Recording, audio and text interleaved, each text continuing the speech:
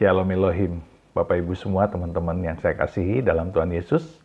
Terima kasih untuk dukungannya selama ini. Puji Tuhan, kita berjumpa kembali dalam program Kesaksian Iman. Dan saya berdoa Bapak Ibu semua sehat, bahagia, dan dalam perlindungan Tuhan yang sempurna. Dan apapun yang Bapak Ibu kerjakan, teman-teman semua lakukan, itu dibuat Tuhan berhasil. Ya, dan biarlah itu menjadi berkat besar buat Bapak Ibu dan teman-teman semua. Hari ini Bapak Ibu, teman-teman semua, kita akan berjumpa dengan seorang ibu yang telah dibaptis bernama Elizabeth. Beliau dahulu adalah seorang muslimah yang begitu rajin mengaji. Dan kalau sholat itu tidak pernah putus. Dan tiba-tiba ketika beliau berpacaran dengan seorang pemuda Kristen, pemuda itu mengajaknya untuk percaya kepada Yesus, tapi beliau tidak mau. Dan akhirnya pemuda itu yang sekarang menjadi suaminya mendoakannya terus-menerus selama setahun. Dan apa yang terjadi? Ternyata Tuhan Yesus menemui ibu ini dan terjadilah suatu pengalaman rohani yang luar biasa. Dan disitulah pergumulan hidupnya mulai terjadi ketika beliau berjumpa dengan Yesus Kristus. Bahkan beliau dibawa ke Taman Eden. Luar biasa sekali, Bapak Ibu semua. Ini sangat menakjubkan. Baik Bapak Ibu semua, mari kita saksikan bagaimana cerita selengkapnya. Tuhan memberkati. Terima kasih karena pada malam hari ini saya diberi kesempatan untuk bersaksi pengalaman saya ya, pengalaman pribadi bagaimana cara Tuhan melawat saya secara pribadi. Di sini perkenalkan, nama saya Elizabeth ya. Saya langsung mulai aja. Saya terlahir dari seorang keluarga muslim ya. Dari lahir, keluarga besar saya muslim. Di sini cara Tuhan melawat saya kurang lebih sekitar tahun 2005 ya. Awal mulainya tahun 2005 itu pertemuan saya ya dengan suami saya. Dulunya tahun 2005 kita bertemu, terus kemudian kita putus komunikasi selama 3 tahun, terus kita mulai nyambung lagi ya komunikasi di tahun 2008. Nah, pada tahun 2008 itulah saya mulai mengenal Tuhan Yesus ya. Dulu tahun 2008 itu suami saya, kita kan masih berpacaran ya dulu ya. Masih awalnya berteman, terus kita berpacaran. Suami saya dulu pernah bilang ke saya, karena suami saya kan Kristen dari kecil ya, pernah bilang ke saya, mau nggak kamu berpindah, jadi ikut Kristus, berpindah ya, mau mengenal Tuhan Yesus gitu. Terus waktu itu saya bilang, saya nggak mau. Saya nggak akan pernah mau. Saya dulu tuh bilang seperti itu. Terus kemudian suami saya hanya bilang ke saya satu kali aja, mau ngajak saya cuma satu kali, dan saya tolak itu, dan saya nggak akan pernah mau dulu. Saya mengutarakan seperti itu. Terus berjalannya waktu, suami saya berdoa ya sama Tuhan Yesus. Dia cuman karena dia tidak bisa mengandalkan kekuatannya sendiri, dia doa sama Tuhan Yesus, dan pada akhirnya doanya dijawab. Tuhan Yesus datang sendiri menemui saya. Waktu itu kan saya sering melakukan ini ya, sholat malam ya, sholat tahajud gitu itu. Setelah saya sholat tahajud, saya tuh cuci muka sekitar jam 2 malam, jam 2 menjelang pagi lah ya. Itu saya kan habis sholat tahajud, saya tertidur, saya antara sadar enggak sadar gitu ya, masih belum begitu nyenyak gitu ya tidurnya, antara sadar enggak sadar itu, di depan pintu kamar saya itu ada ini ya, cahaya yang memancar, menyilaukan, Saya nggak tahu. Itu Tapi nggak sedikit. saya nggak tahu itu apa ya, cahaya apa gitu. Terus semakin saya amati cahaya yang menyilaukan itu, saya amati ternyata cahaya itu lama-lama kayak ada sosok seorang laki-laki gitu. Hari pertama hilang. Itu hari yang pertama ya. Itu hari pertama. Terus di hari yang kedua itu sama. Kalau ada cahaya menyilaukan terang gitu ya. Terus ada sosok laki-laki juga. Lah, sosok laki-laki itu dia tuh nggak ngomong apa-apa. Dia hanya senyum. Dan senyumnya itu kayak senyum suatu ajakan. Nggak ngomong apa-apa. Saya waktu itu nggak tahu siapa ya sosok laki-laki itu. Saya nggak ngerti. Saya nggak ngeh gitu. Terus kemudian di hari yang ketiga itu saya dikasih lihat yang namanya Taman Eden. Taman ya. Tamannya itu bagus banget. Terus nggak seperti taman-taman pada umumnya di sini. Pokoknya tamannya itu bagus banget. Terus di situ ada kayak sungai-sungai kecil yang mengalir, anginnya sepoi-sepoi. Tapi di situ saya hanya bisa berdiri di depan jembatan, di depan gerbang taman itu. Saya nggak bisa masuk. Terus saya hanya bisa melihat taman itu dari depan. Tamannya itu transparan gitu loh. Saya bisa melihat yang ada di dalam taman itu. Dan di dalam taman itu saya melihat ada dua sosok laki-laki dan perempuan. Di situ banyak sekali buah-buahan yang pohonnya itu nggak terlalu tinggi dan nggak terlalu rendah. Dia bisa diraih ya, pohon itu bisa diraih dengan tangan tanpa kita bersusah payah untuk mengambilnya. Nah, saya bingung, itu hari yang ketiga ya. Terus kemudian keesokan harinya, sorenya ya, itu saya main ke rumah suami saya. Saya main ke rumah suami saya bertemu dengan mamanya. Di situ saya nangis. Ketika saya datang ke rumah suami saya itu, saya tuh nangis ya. Saya ketemu sama mamanya, dan mamanya itu kaget, dikirain saya kenapa-kenapa. Kok datang-datang nangis gitu. Terus di situ saya bercerita. Saya ceritakan semua tentang hari pertama saya ada sinar putih yang menyilaukan ya, hari kedua, dan sampai akhirnya di hari yang ketiga. Itu saya dikasih lihat Taman Eden itu ya, itu saya cerita sama mamanya. Terus kemudian mama suami saya bilang, itu yang kamu ceritakan, itu tuh suatu panggilan. Dan sosok laki-laki itu, Tuhan Yesus. Terus tuh saya tuh lihat di tanggalan ya, di kalender rumah suami saya tuh ada gambar Tuhan Yesus ya. Ya itu sosok yang saya lihat ketika saya di tengah malam yang saya mau tertidur tuh, ya itu sosok yang saya lihat. Oh, ternyata sosok itu tuh ternyata Tuhan Yesus ya, Ma. Saya bilang gitu. Iya. Tuh. Terus saya bercerita, saya ceritakan semuanya, terus mama suami saya itu menjelaskan, itu namanya itu suatu panggilan. Itu kamu sudah dipanggil sama Tuhan Yesus. Kamu kamu harus menerima Tuhan Yesus gitu. Itu ketika mama suami saya itu berkata seperti itu, suami saya nggak ada di tempat kan, dia diusir ya sama mamanya, disuruh pergi.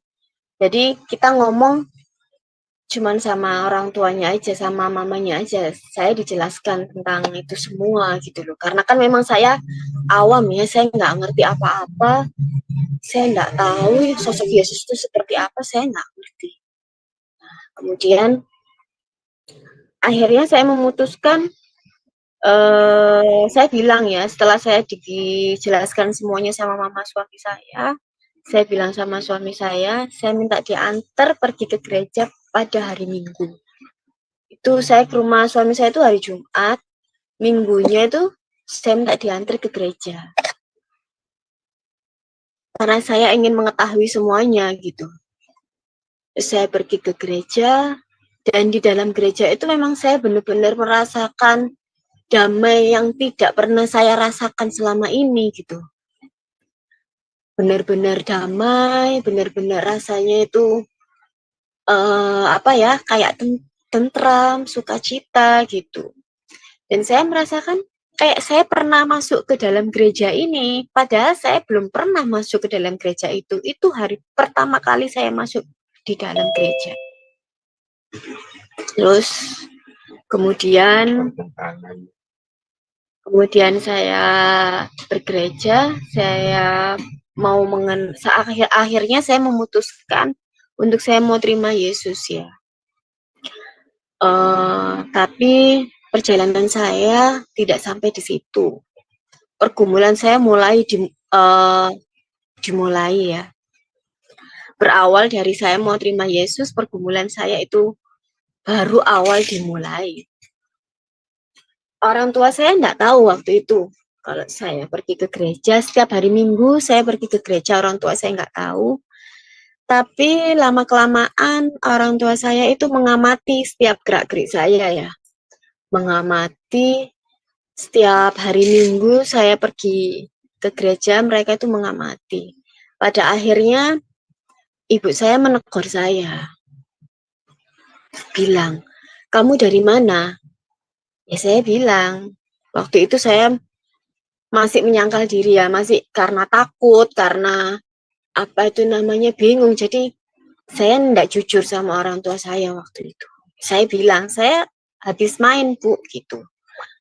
Padahal saya pergi ke gereja. Terus ibu saya menekan saya ya untuk, "Enggak, kamu bohong. Kamu biasanya kalau pergi main tuh enggak pernah loh bawa tas besar. Ini kenapa setiap hari Minggu kamu selalu bawa tas besar? Apa isi di dalam tas kamu itu?" Gitu.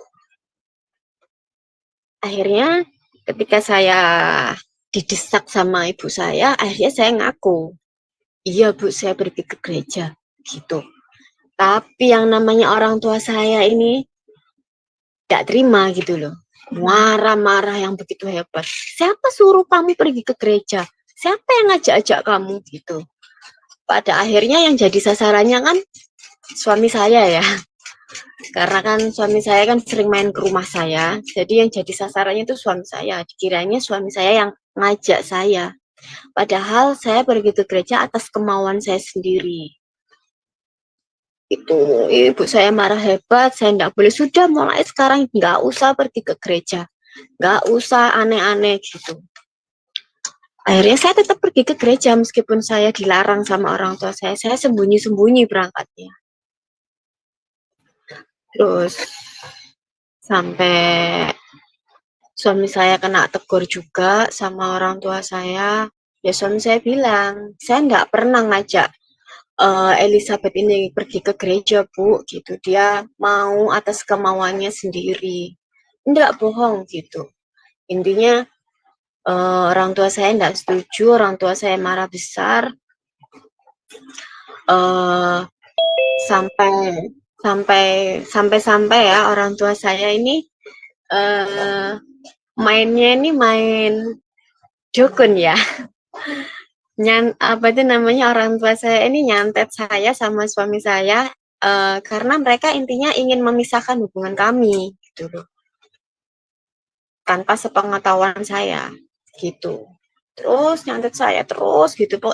Pergumulan saya ini berlangsung selama 1 tahun ya. Keluarga besar saya tidak bisa menerima saya. Bahkan kakak kandung saya sendiri enggak mau kenal saya, enggak mau telepon saya, enggak mau ngomong sama saya. Teman-teman saya pun juga menghindar semuanya.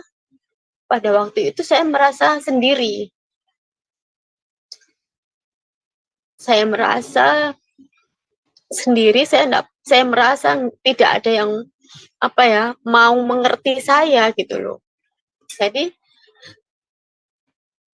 di situ suami saya menguatkan saya ya untuk tetap mengasihi mengasihi orang tua saya, meskipun orang tua saya sudah sering berkata-kata yang buruk terhadap saya. Setiap hari saya pulang kerja, bapak ibu saya itu selalu memarahi saya, selalu memaki-maki saya, selalu menghujat saya, mengatakan saya ini anak durhaka, ini itu. Setiap hari saya pulang kerja, saya selalu mendapat omongan seperti itu. Terus sampai puncaknya, ibu saya itu mau mengusir saya dari rumah. Itu pada waktu itu ibu saya berkata kan, sudah kalau kamu tidak mau nurut sama orang tua ya, kamu masih tetap mau pergi ke gereja. Kamu itu loh, sholat 5 waktu aja tidak pernah bolong. Kamu selalu ikut ngaji. Kamu kemana-mana selalu ikut gitu loh. Kenapa sekarang kamu berbelok? Kenapa kamu sekarang jadi murtad kayak gini gitu. Intinya ibu saya bilang seperti itu, semaki-maki, ini ibu yang melahirkan kamu gak mau nurut sama orang tua, kamu anak durhaka. Intinya seperti itu. Setiap hari saya mendapat cacian seperti itu.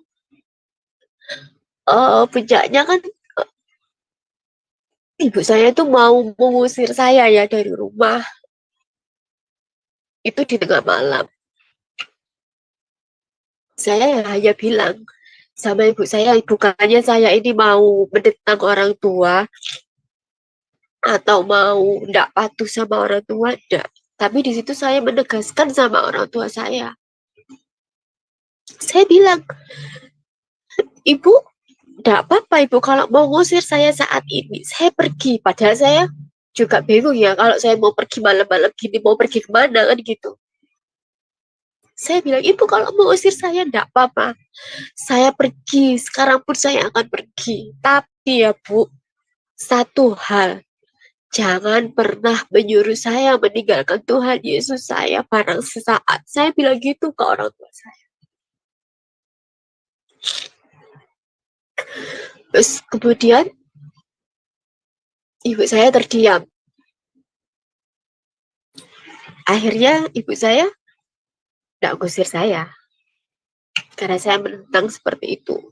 Tetapi ibu saya nggak mau nyapa saya, bapak saya nggak mau nyapa saya. Meskipun kita tinggal satu rumah, tapi orang tua saya membenci saya, orang tua saya nggak mau kenal saya, nggak mau ngomong sama saya. Itu selama 1 tahun. Keluarga besar saya juga tidak mau tahu, tidak mau kenal. Akhirnya saya doa sama Tuhan. Waktu itu saya doanya simple ya. Saya doa sama Tuhan, Tuhan Yesus, saya ini sudah lelah Tuhan, harus diperlakukan seperti ini sama orang tua saya, keluarga besar saya, teman-teman saya. Saya tidak mau jadi anak yang tidak nurut sama orang tua. Tetapi di sini saya mau terima Yesus. Tolong Tuhan upahkan orang tua saya. Tolong Tuhan kasih pengertian sama orang tua saya, agar orang tua saya bisa menerima saya bahwa saya mau terima Yesus, saya mau jadi pengikut Kristus. Saya doa seperti itu. Haleluya, amin. Waktu itu saya doa simple seperti itu, karena emang saya ketika saya merasakan lelah ya, saya bentok karena perlakuan orang tua seperti itu. Ya udah, saya setiap hari pulang kerja nangis, masuk kamar, besoknya berulang seperti itu lagi selama 1 tahun berlalu. Kemudian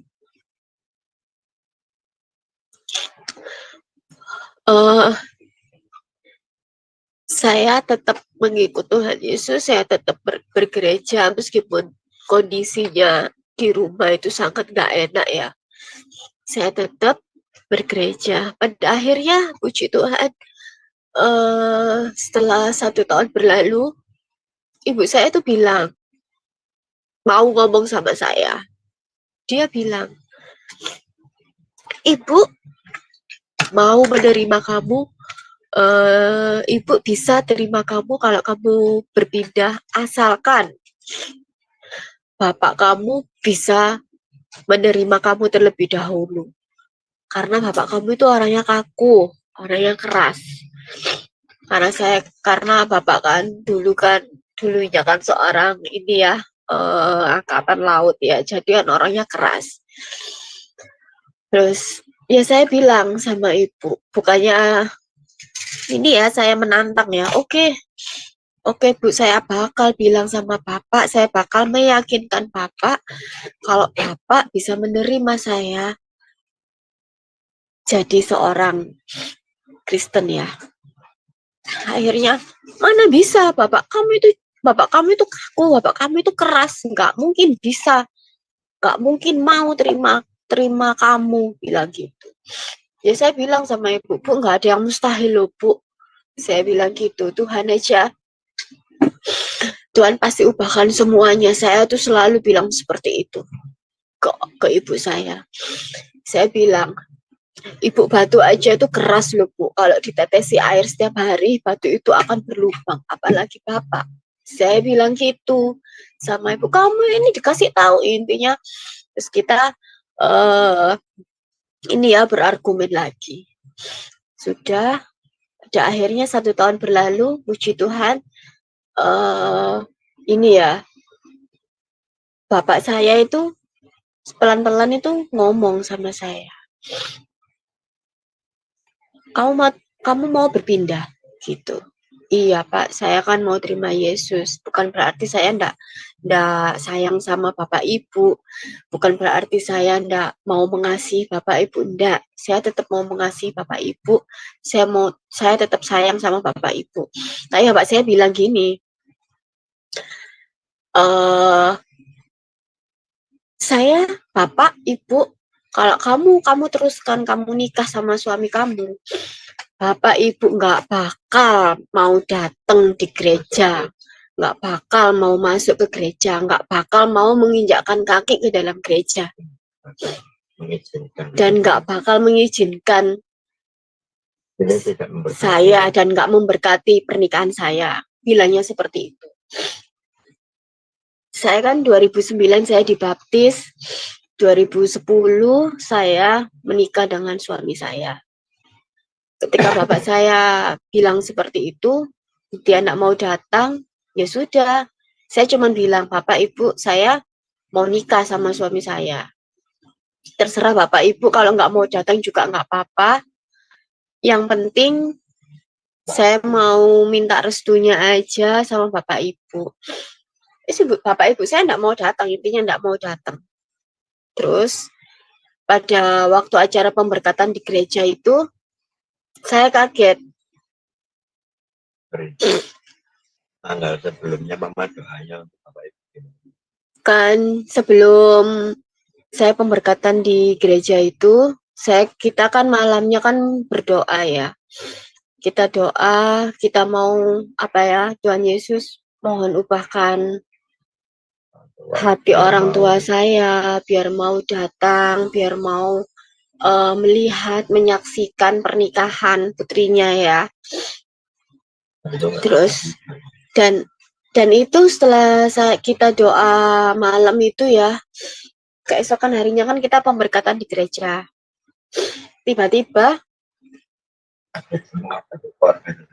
Tiba-tiba satu keluarga besarnya dari suami saya itu kaget, termasuk saya sendiri ya. Saya kaget sebagai seorang anaknya ya, saya kaget. Yang awalnya nggak mau datang dan apa itu namanya berstatement nggak akan dan nggak bakal mau, tiba-tiba pagi harinya di pemberkatan itu kedua orang tua saya datang. Saya begitu kaget, saya shock, saya kira saya ini mimpi, tapi ternyata itu enggak mimpi. Puji Tuhan, Tuhan sudah jawab doa kami. Orang tua saya datang, bapak ibu saya datang, bapak dan ibu saya memberkati pernikahan kami juga. Puji Tuhan, dari situ baru pikiran bapak saya itu terbuka, pikiran ibu saya itu terbuka, dan bapak saya itu berstatement seperti ini ketika apa itu namanya mau menerima kami ya setelah menikah. Kok orang Kristen itu tidak bisa disantet, bilang seperti itu ke saya, ke suami saya, itu sudah berkali-kali bilang seperti itu. Berarti memperlakukan kami seperti itu, dan ternyata gagal. Hubungan kami tidak bisa dipisahkan oleh siapapun, karena memang kami kan apa ya, kami sih, dan kami diberkati di gereja dalam nama Tuhan Yesus juga, dan tidak akan ada yang bisa memisahkan kami selain maut ya, selain maut memisahkan. Jadi dari situ orang tua saya nyerah, dia bilang ya seperti itu tadi, memang apa ya, masih heran gitu loh, masih nggak percaya gitu loh. Memang kok apa ya, seringkali berucap seperti itu, memang orang Kristen itu nggak bisa disantet, nggak bisa diapa-apain. Ya di situ kan saya jadinya kan bertanya, emangnya dulu Bapak melakukan apa sama kita? Saya gitu. Dari situ Bapak saya cuman ketawa, nggak mau ngomong apa-apa. Berjalannya waktu 1 tahun berlalu, puji Tuhan orang tua saya bisa terima saya, mau apa itu namanya menerima saya, keluarga besar saya mau menerima saya. Terus perjalanan saya nggak sampai di situ, lanjut seiring berjalannya waktu, tahun 2014 ibu saya sakit, terkena stroke. Awalnya kan stroke ringan, terus karena sering jatuh ya, jadi agak berat gitu ya stroke-nya. Di 3 bulan terakhir sebelum ibu nggak ada, sebelum ibu dipanggil Tuhan, ibu saya minta tinggal dengan saya. Ya saya kan waktu itu bingung ya, karena kan tempat kami kan kecil, tempat kami bukan besar, kami hanya ngekos ya, tapi di situ ibu saya pengen tinggal dengan saya 3 bulan sebelum ibu dipanggil Tuhan. Ya sudah, ya saya bilang, ya nggak apa-apa ibu tinggal sama saya gitu. Jadi kita bergantian jaga dengan suami saya. Di situ saya selalu bilang sama ibu saya, ketika saya mau kan setiap sore gitu ya, saya mandiin ibu saya selalu bilang sama ibu saya, ibu mau sembuh enggak? Saya tuh selalu bilang seperti itu. Terus ibu saya jawab, iya aku mau sembuh. Kalau ibu mau sembuh, berarti ibu harus percaya sama doa saya, doa suami saya, doa putra saya. Ibu saya awalnya terdiam, agak lama gitu. Waktu di kamar mandi itu. Terus akhirnya ibu saya, iya, aku mau sembuh. Kalau ibu mau sembuh, ibu harus ini ya, ibu harus percaya sama doa saya, doa suami saya sama putra saya. Iya, aku mau sembuh, pokoknya aku mau sembuh, aku mau percaya. Ibu harus percaya sama Tuhan Yesus, karena yang bisa menyembuhkan cuma Tuhan Yesus, Bu. Saya bilang seperti itu. Iya, aku mau sembuh, aku mau terima Yesus. Ibu saya seperti itu. Jadi setiap sore ya, malam saya pulang kerja, suami saya juga pulang kerja, kan kita gantian ya jaga ibu. Terus kita doa bareng. Terus sama putra saya juga kita doa bareng. Saya tidak tinggal dengan saya, bapak saya di rumahnya gitu ya. Jadi yang tinggal sama ibu kan, yang tinggal sama saya kan ibu, jadi bapak di kota lain. Setiap hari saya doa, kita berdoa untuk ibu pasti sembuh, ibu harus terima Tuhan Yesus ya Bu. Iya, jadi kita kebaktian pun di rumah kita berempat, ibu saya juga ikut gitu. Padahal yang dulunya ibu saya yang bilang apa itu namanya, ndak mau menerima saya ikut Tuhan Yesus, akhirnya ibu saya perlahan-lahan ibu saya itu mau menerima, mau membuka hatinya. Jadi mau membuka hati yang paling kecil ya, mau membuka, mau belajar, mau terima Yesus gitu.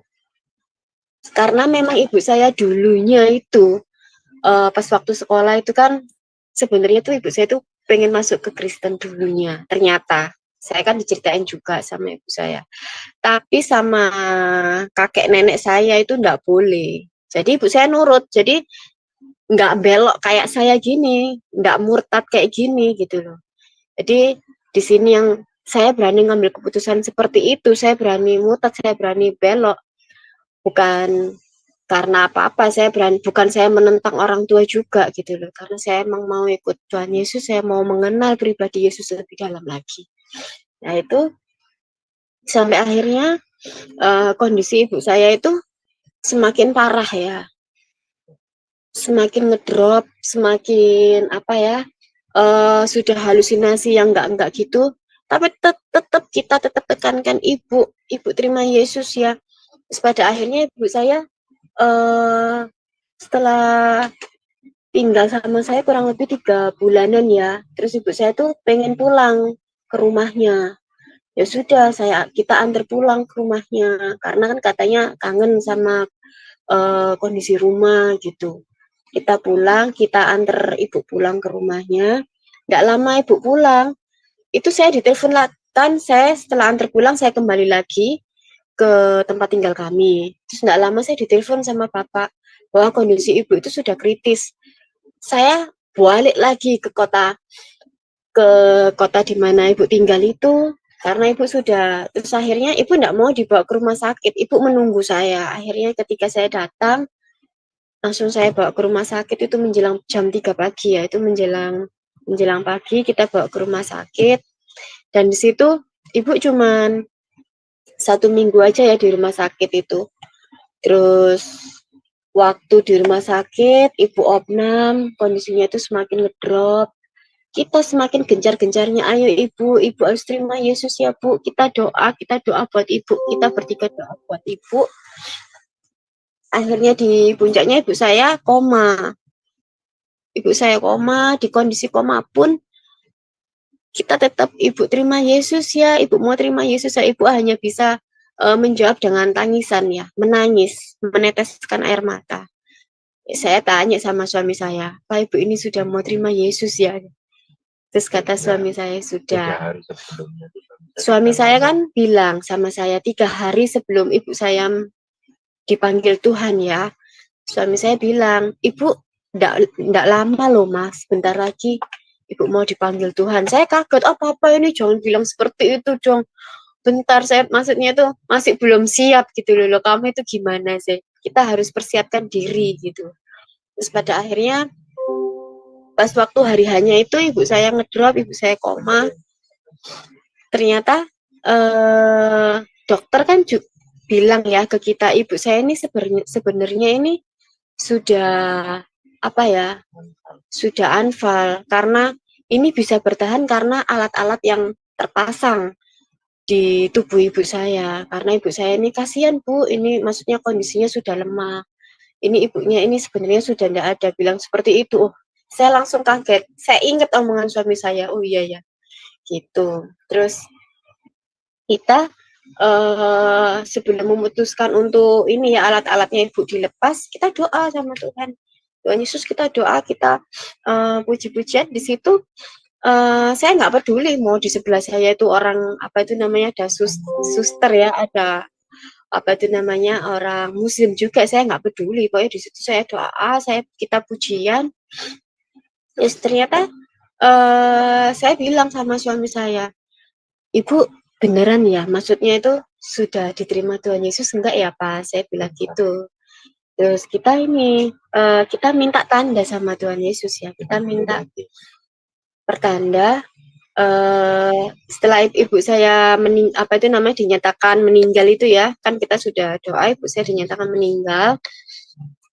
Terus kita minta pertanda ya, kita minta tanda. Saya kan tanya sama suami saya, ibu apa sudah di surga apa belum ya? Saya gitu. Misalnya ternyata doa kita dijawab sama Tuhan Yesus, kita dikasih tanda ya, dikasih pertanda. Ada burung merpati ya di rumah sakit gitu loh. Tepat jam setengah 2 malam tuh burung merpati itu tepat di atas kamar ibu saya gitu. Nah, dari situ, oh puji Tuhan, ternyata kita melihat ada burung merpati itu gitu.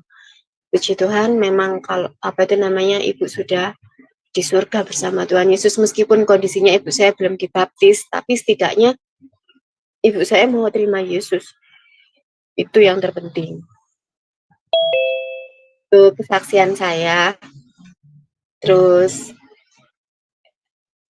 seiring berjalannya waktu juga, Tuhan tahun berapa ya, 2022, tahun kemarin, Tuhan izinkan saya, waktu itu saya sakit, saya terdiagnosa kanker payudara. Nah, di situ saya benar-benar ngedrop. Saya benar-benar, Tuhan, saya ini saya belum siap untuk menerima sakit yang seperti ini gitu. Terus suami saya selalu menguatkan saya ya kan. Mei 2022 saya terdiagnosa saya kanker. Saya terkena kanker payudara. Waktu itu saya sudah di stadium lanjut, di stadium 3B ya. Dari situ saya benar-benar ngedrop. Saya benar-benar nggak tahu saya harus ngomong apa. Saya doa sama Tuhan, Tuhan, kok saya seperti gini ya? Maksudnya saya harus diizinkan sakit seperti ini gitu. Dan suami saya selalu bilang, nggak usah apa ya mbak, nggak usah takut, nggak usah ngedrop. Tuhan itu selalu beserta kamu, beserta kita. Memang Tuhan izinkan untuk saya sakit itu, ternyata ada rencana yang indah yang sudah Tuhan siapkan untuk saya dan untuk keluarga kecil saya. Saya terdiagnosa itu Mei, kemudian dokter bilang ini harus diangkat satu payudaranya, bilang seperti itu. Waktu itu saya belum siap ketika dokter bilang seperti itu, karena apa ya, saya emang belum siap aja. Terus saya dengar kan dari teman-teman saya juga yang kasus seperti saya, yang sudah diangkat satu payudaranya itu auto banyak yang ditinggal dengan suaminya kan gitu. Tapi di sini suami saya selalu menekankan, aku nggak bakal ninggalin kamu mbak dalam kondisi apapun, aku selalu support begitu. Kita diizinkan Tuhan mempunyai keadaan yang seperti ini karena Tuhan punya rencana yang indah buat kita. Nah, waktu itu saya nggak ngerti rencana Tuhan itu apa gitu. Sebelum saya operasi itu, saya kan harus mengalami yang namanya kemoterapi dulu. Saya alami kemoterapi itu dulu, saya jalani 3 kali saya kemoterapi. Sebelum operasi saya harus jalani 3 kemoterapi dulu. Sisanya nanti setelah operasi dilanjutkan lagi kan gitu. Terus saya alami kemoterapi, di situ banyak teman-teman saya di sekitar sama ya yang yang terkena seperti saya ini. Dia bilang bahwa nanti kalau kamu kemoterapi, saya kan tanya ya, itu efek sampingnya apa sih? Saya kan nggak ngerti ya. Efek sampingnya nanti kamu pasti mual, kamu nanti pasti ini geliang, nanti kamu pasti nggak kuat kan gitu. Nanti badannya panas, intinya tuh bilang seperti itu. Ketika saya jalani, saya doa, suami saya juga doa, anak saya juga kasih support, kita doa. Puji Tuhan, ketika kemo pertama saya nggak merasakan mual, saya nggak muntah karena emang saya doa Tuhan tolong saya, Tuhan kasih kekuatan pada saya. Saya nggak muntah, saya nggak mual. Kemoterapi itu berjalan dengan lancar. Tuh. Kemoterapi pertama saya jalani, Terus langsung efek sampingnya rambut saya langsung habis ketika brodol ya. Saya kaget ketika bangun di pagi hari, tiba-tiba rambut saya sudah ini ya terlepas. Nggak cuma satu helai atau dua helai, langsung ini ya signifikan gitu loh, langsung semua. Rasanya itu seperti dijambak sama orang satu kampung gitu, pusingnya luar biasa. Itu kemoterapi pertama saya jalani. Kemoterapi kedua saya alami, dan ketiga sampai yang terakhir kemoterapi saya yang kedelapan itu puji Tuhan saya nggak ada masalah apapun. Itu. Dan sekarang puji Tuhan, Tuhan sudah sembuhkan saya. Tuhan sudah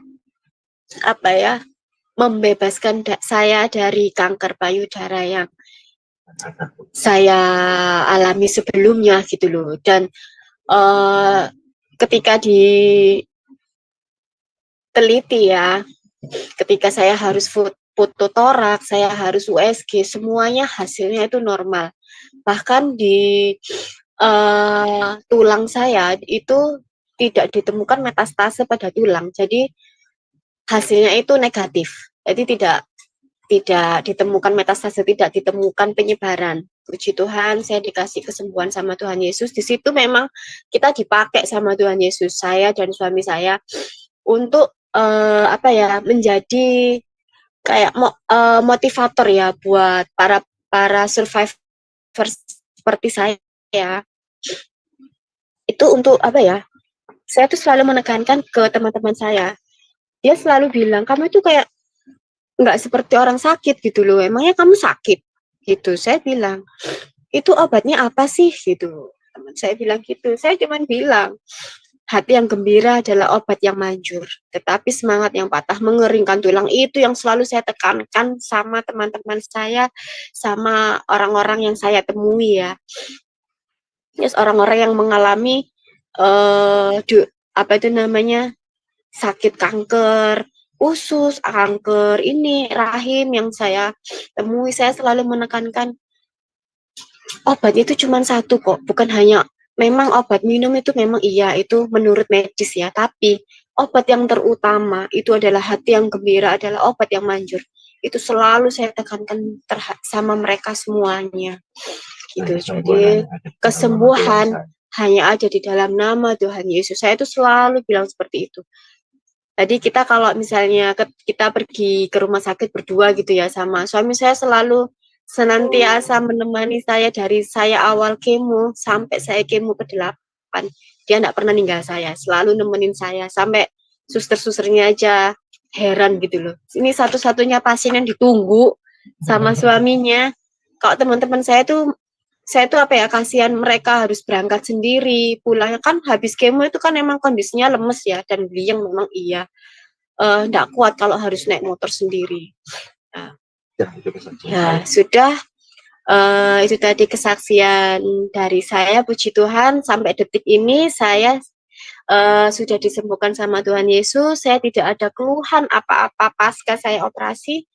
Sampai sekarang saya tidak ada keluhan apa-apa. Itu semua berkat campur tangan Tuhan Yesus. Tuhan Yesus yang berkarya atas kehidupan saya, atas kehidupan kami.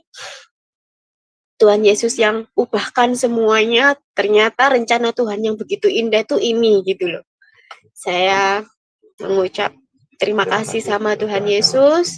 Saya juga mengucapkan terima kasih buat saudara-saudara semua yang sudah ada, yang ada di Zoom ini, yang sudah mau mendengar kesaksian dari saya. Saya mengucap terima kasih atas kesempatan dan waktunya. Dan saya cuman mau berpesan satu aja kan. Jadi diberkatilah orang yang mengandalkan Tuhan, yang menaruh harapannya pada Tuhan. Jadi saya selalu mengandalkan Tuhan di setiap aktivitas saya, kegiatan saya, apapun yang saya lakukan, apapun yang suami saya lakukan, putra saya lakukan, itu semua kami landasi atas dalam nama Tuhan Yesus. Itu aja. Terima kasih semuanya. Tuhan memberkati. Puji Tuhan ya. Dan sekarang sudah dikaruniai berapa anak, Mbak Elizabeth? Puji Tuhan, Masih satu, Bang Bre. Haleluya ya. Puji Tuhan. Perempuan ya, apalagi? Putra saya, Putra cowok. ya. Oh, Iya. mantap, mantap. Ya, demikian teman-teman, kesaksian dari Mbak Elizabeth luar biasa ya. Apa di dalam kesaksiannya Mbak Elizabeth mengalami naik turun, percobaan terus silih berganti, tapi Tuhan tidak pernah meninggalkan seorang diri ya. Tuhan selalu bersama dengan Mbak Elizabeth dan diberikan kemenangan akhirnya. Meskipun ada saat-saat yang ya mungkin sebagai manusia kita patut sedih, patut terluka, tapi kita lihat begitu kuatnya Mbak Elizabeth ya. Nah ini menandakan bahwa Tuhan kita Yesus Kristus itu adalah Tuhan yang hidup. Ya kita tidak dibiarkan sendiri menjalani semua proses itu. Ya selalu dikuatkan gitu.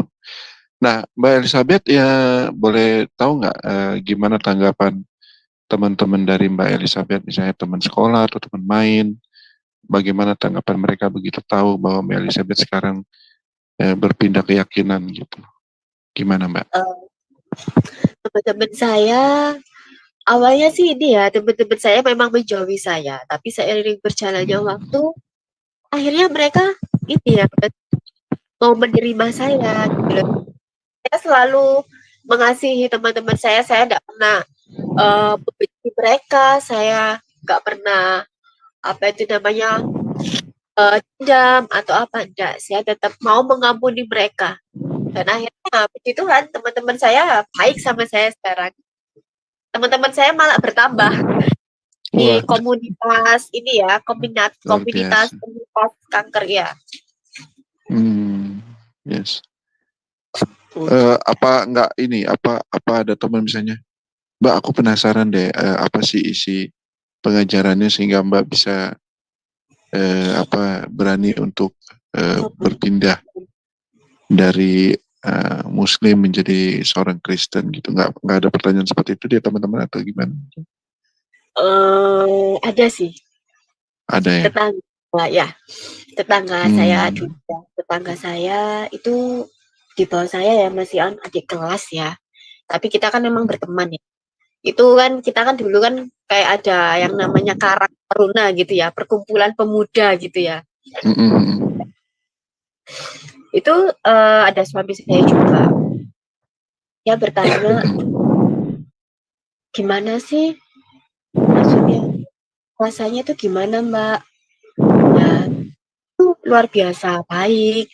Tuhan Yesus itu apa ya? Kalau kamu lagi berbeban berat, susah apa, ngomong aja sama Tuhan Yesus, bisa kayak sahabat. Tuhan Yesus itu sahabat, Tuhan Yesus itu orang tua kamu. Tuhan Yesus itu teman kamu, belahan jiwa kamu. Saya tuh bilang gitu. Terus akhirnya dia ini ya, waktu itu dia mendapatkan ini ya, masalah gitu ya Bang De. Dia itu hamil di luar nikah gitu ya. Terus dia bingung, terus gimana ya, terus orang tuanya itu kan nggak bisa nerima dia.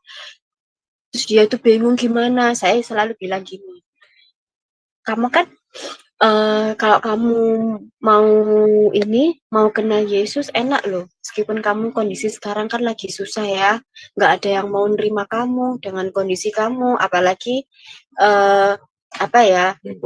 lingkungan dan keluarga serta yang menghamili dia itu kayak itu enggak bertanggung jawab. Ada Tuhan kok masih saya suami saya itu mengenalkan tentang Yesus ke dia.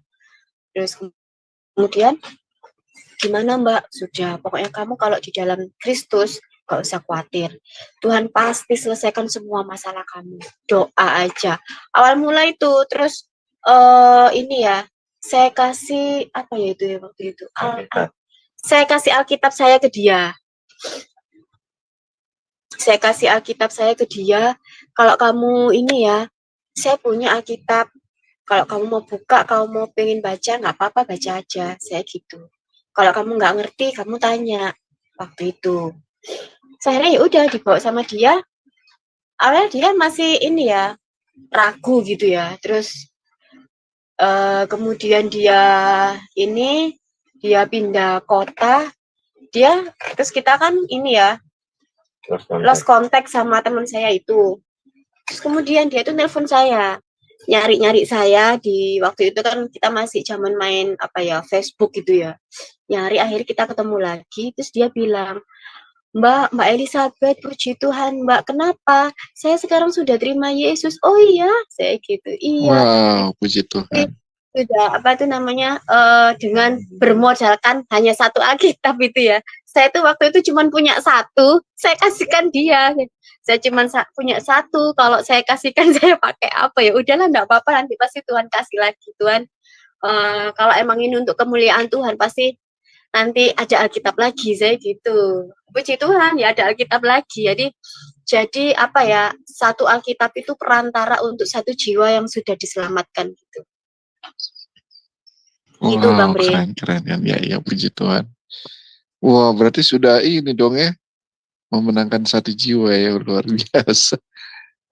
Bukan puji Tuhan. Dua ya, sama almarhum ibu saya. Oh iya, 2 sama almarhum ibu ya, iya betul. Puji Tuhan. Ini sekarang kita masih minta sama Tuhan Yesus ya, biar Bapak juga dicabik di jala juga gitu loh, biar jiwanya terselamatkan juga. Ini bapak saya kan masih muslim ya, jadi ini tugasnya. Ya itu tadi kan Tuhan Yesus sendiri bilang kan, bukan kamu yang memilih, tetapi aku yang memilih, Tuhan sendiri yang memilih. Kalau memang Tuhan tidak memilih bapak saya ya sudah gitu. Iya betul, kita nggak bisa berbuat apa-apa. Iya, kita cuma bisa doa itu aja, Bang Bre. Iya, betul. Baik, teman-teman yang ada di Zoom atau yang ada di live chat, silakan bertanya, kita buka ruang tanya, atau ada masukan-masukan untuk pasangan dari Mbak Elizabeth ya. Silakan dengan mengangkat tangan, atau yang di live chat, diketik aja, nanti kita bisa bantu untuk bacakan ya. Silakan ya teman-teman ya. Nah, Mbak Elizabeth merasa ini nggak, merasa kehilangan masa muda, atau di mana waktu itu harusnya Mbak Elizabeth lagi seneng-senengnya atau malah merasa senang aja karena mengalami kehidupan yang luar biasa gitu, atau gimana perasaan? Perasaan saya malah bersyukur ya, karena dengan seperti itu saya bisa mengenal pribadi seorang Yesus gitu. Kalau saya dulu main-main, saya enggak ketemu suami saya enggak tahu gitu.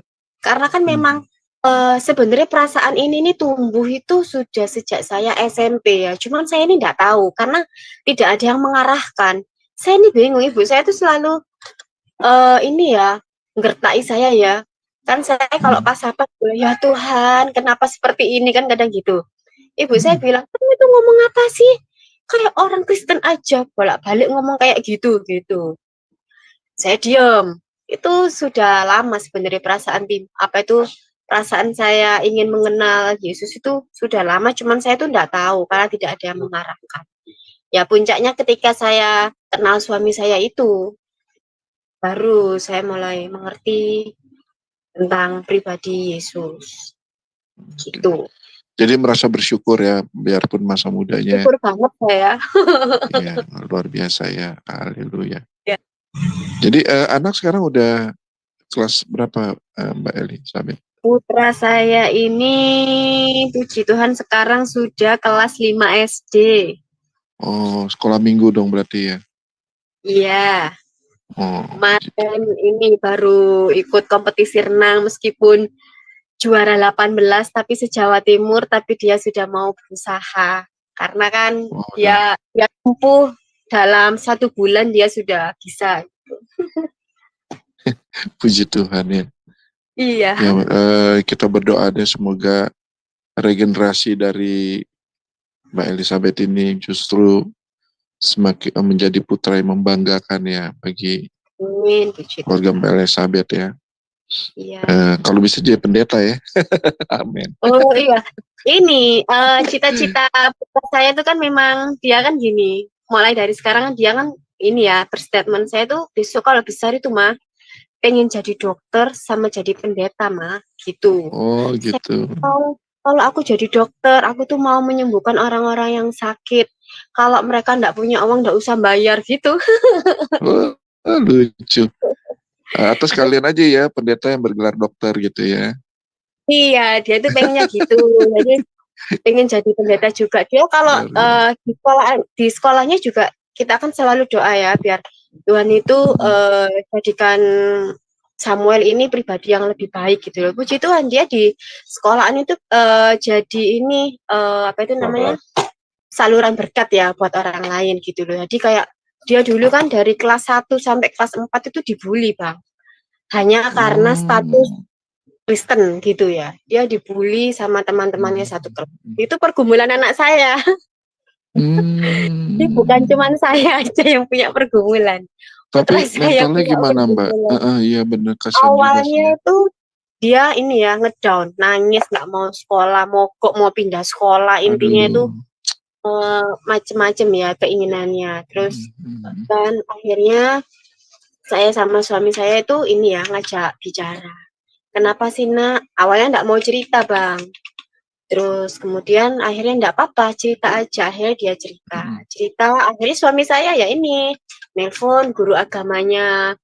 Pak ini gimana putra saya ini gini loh. Iya Pak Seraf ini apa itu saya dengar sendiri kok teman-teman yang bully gitu. Terus akhirnya ini sudah saya tegur. Jadi kita nggak sampai pindah. Saya selalu bilang ke putra saya pindah sekolah itu nggak menyelesaikan masalah gitu. Iya betul. Itu malah lari dari masalah ya. Iya betul. Jadi sekarang baik-baik aja ya semuanya ya. Oh sekarang puji Tuhan. Jadi teman-teman yang bully dia sekarang berteman dengan putra saya. Malah putra saya juga saya bilang gini, musuh itu jangan dibenci le. Kita harus selalu mengasihi. Kita harus selalu mau mengampuni ya puji Tuhan. Jadi yang bully dia sekarang jadi teman dia dan malah jadi sahabat. Malah putra saya sering kasih makan sama ini ya apa jajannya, dia sering berbagi sama temannya yang bully dia gitu loh. Oh puji Tuhan. Jadi teman, jadi sahabat. Luar biasa. Ya kita doakan terus ya. Ya pekerjaan Tuhan. Haleluya. Ya ini Mbak Elizabeth sudah ada yang angkat tangan. Iya. Namanya Bang Pion ini. Iya. Bang Pion ya silakan bertanya Bang. Ya, salam Branjo, salam Sis Elizabeth. Ya, shalom. Ya, salam Mbak Pion. Oh, ternyata istrinya Mas Serap toh. Iya, ya. Salam Pak. Jadi beruntung ya punya suami yang berpikiran rohani, di sisi lain menjadi makmumnya orang Kristen. Oh, puji Tuhan. Tapi itu tapi itu perjalanan saya itu suami saya diubahkan Tuhan itu saya itu doa sama Tuhan Yesus tuh 10 tahun loh. Suami saya baru bisa. Dulunya itu enggak seperti itu. Oh, puji Tuhan. Jadi gini sis. Iya. Sis bisa bayangkan nggak seandainya sis itu tidak menjadi orang Kristen tapi dipersunting sama orang yang sama-sama Muslim dengan kondisi yang sakit seperti itu. Bisa bayangkan nggak apa yang terjadi? Ditinggal saya pasti.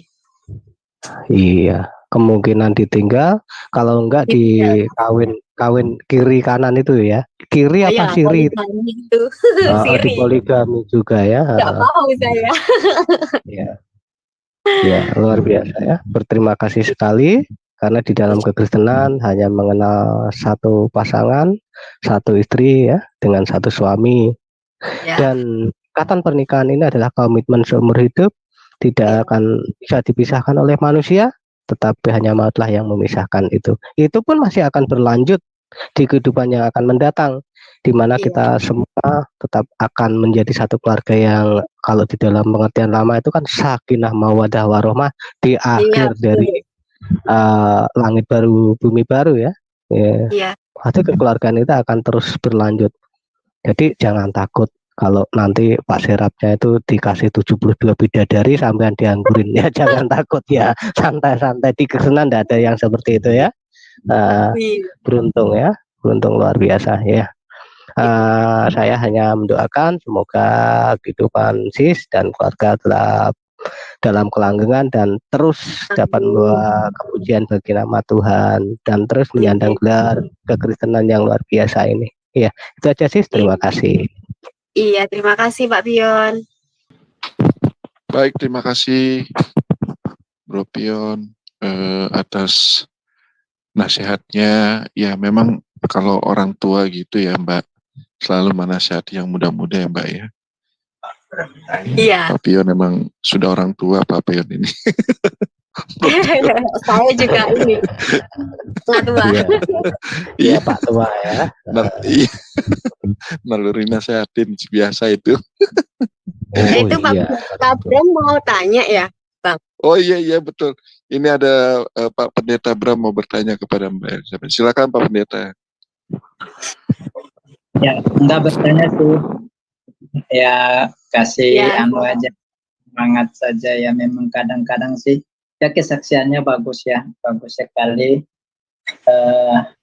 karena ya kalau istri saya sih tidak mengalami penyakit seperti ibu, tapi dia juga mengalami banyak hal yang hampir merenggut nyawanya. Tetapi kadang-kadang memang kita waktu mengalami itu sebagai manusia kadang tidak mengerti memang, tetapi Tuhan pasti punya maksud ya. Dengan ini kan bisa saksi ya kepada orang lain, banyak hal lah yang akan Tuhan ungkapkan di situ menjadi berkat bagi orang banyak. Ya puji Tuhan juga ya, Bro Serap juga adalah orang yang cukup dewasa ya dalam kepemimpinannya, dalam keluarga, sehingga itu yang memberikan support juga, walaupun tadi pergumulan panjang juga ya untuk Bro Serap. Iya, tadinya nakal. Memang kami satu kelas dulu. Jadi kami saya doa sama Tuhan di saat Pak Bram keluarga besar suami saya ya kan bilang sama saya, sudah tinggalin aja Seraf, dia itu kayak gitu sifatnya, enggak bisa berubah. Di situ saya punya keyakinan sendiri ya. Saya percaya, saya yakin Tuhan pasti ubahkan. Saya bilang ke orang tuanya, ke kakak-kakaknya, enggak, saya enggak bakal ninggal karena saya percaya, saya yakin Tuhan pasti ubahkan karakter suami saya. Tuhan pasti ubahkan pribadi suami saya menjadi yang lebih baik. Tuhan bentuk, Tuhan proses pembentukannya itu tadi loh Pak Bram. 10 tahun saya menunggu. Betul. Istri saya juga kebetulan murtadin juga, cuma pas ketemu saya sudah sama-sama anak Tuhan ya. Makanya imannya luar biasa. Saya lahirnya Kristen tapi saya bangga dengan istri. Memang latar belakang kalau Muslim dan itu dipanggil hatinya benar-benar cari Tuhan, itu keseriusannya beda gitu. Jadi saya melihat itu dalam diri ibu juga ya, jadi Ibu Serap juga. Jadi ini luar biasa gitu. Mungkin itu yang bisa saya bagikan sebagai support aja untuk ibu ya, dengan kondisi kesehatan yang sekarang memang harus dilalui dengan happy ya, seperti kata Bro Serap, happy iya itu tadi loh Pak Bram. Hatinya harus gembira. Betul. Oke, mungkin yang lain Bro silahkan. Terima kasih Pak Bram. Sama. Terima kasih Pak Pendeta. Oh Pak Pendeta rupanya murtadin juga ya istrinya, puji Tuhan ya. Maaf, cuma menambahkan sedikit tadi ya, ada yang belum disampaikan sama istri saya. Ya.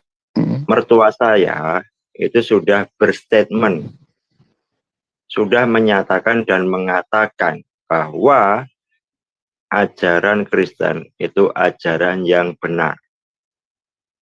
Itu yang Haleluya. Ya, praise the Lord. dia Jesus. sebetulnya sudah mau masuk ikut ke gereja. Intinya sudah mau menerima Tuhan Yesus di dalam hatinya. Tapi yang membuat menolak dia adalah lingkungan. Dia juga berstatement, ya saya belum berani karena orang nanti melihat saya apa kok saya tiba-tiba murtad. Sebetulnya saya ingin memeluk, ingin ikut, ingin memuji Tuhan. Itu Bray. Jadi ya tugas kami, tugas saya dan istri dan anak saya untuk mendoakan bapak mertua saya supaya dikuatkan. Sehingga besok pada saatnya Tuhan memanggil dia dan hidup bersama Tuhan kita di sorga. Itu Bray. Thank you. Ya, mungkin bisa disampaikan ke mertua dengan baik-baik bahwa kita tidak boleh sama dengan dunia, kita harus beda dengan dunia. Dunia memang terlihat kejam, tapi ya memang itulah faktanya ya. Jadi percayalah Tuhan akan melindungi dalam kehidupan kita gitu. Tapi memang tidak mudah ya teman-teman ya. Ya cuma kita harus tahu prosesnya, kalau kita tidak jalankan kita tidak akan tahu. Ya, mujizat-mujizat Tuhan itu harus dinyatakan gitu. Puji Tuhan luar biasa ya. Bagaimana Tuhan menjamah dan melawat Ibu Elizabeth. Walaupun disiksa, dianiaya, dikucilkan, dibenci oleh keluarga besarnya, bahkan teman-teman yang menjauhinya, bahkan anak-anaknya di sekolah pun dibully. Tapi ibu muda ini tetap kekeh, tetap teguh imannya di dalam Yesus Kristus. Bahkan beliau berhasil memurtadkan seorang wanita yang mengalami kecelakaan dalam pacaran, ya, memiliki anak di luar pernikahan, dan juga beliau berhasil memurtadkan orang tuanya, ya. Inilah sebuah kisah yang menarik dan sangat menggugah iman kita, supaya kita terus percaya bahwa Tuhan kita adalah Allah yang hidup, Allah yang selalu mendengarkan doa-doa orang yang berseru kepadanya agar diselamatkan. Dan suaminya telah berdoa dengan tekun dan Tuhan mendengarkannya. Dan inilah yang mau saya sampaikan kepada kita semua, Bapak Ibu semua, bahwa doa orang benar apabila dengan sungguh-sungguh dinaikkan, itu sangat besar kuasanya. Apalagi doa untuk pertobatan jiwa-jiwa agar diselamatkan Tuhan Yesus. Mari Bapak Ibu semua, kita tidak pernah menyerah, kita pantang mundur, kita tetap semangat karena Roh Allah ada di dalam kita. Kita berdoa terus, mengasihi jiwa-jiwa yang terhilang, dan jangan putus harapan. Tuhan memberkati kita, Tuhan berserta kita, sekarang dan sampai selama-lamanya. Di dalam nama Bapa dan Anak dan Roh Kudus, di dalam nama Tuhan Yesus Kristus. Haleluya, haleluya, haleluya. Amin, amin, amin, amin, amin, amin.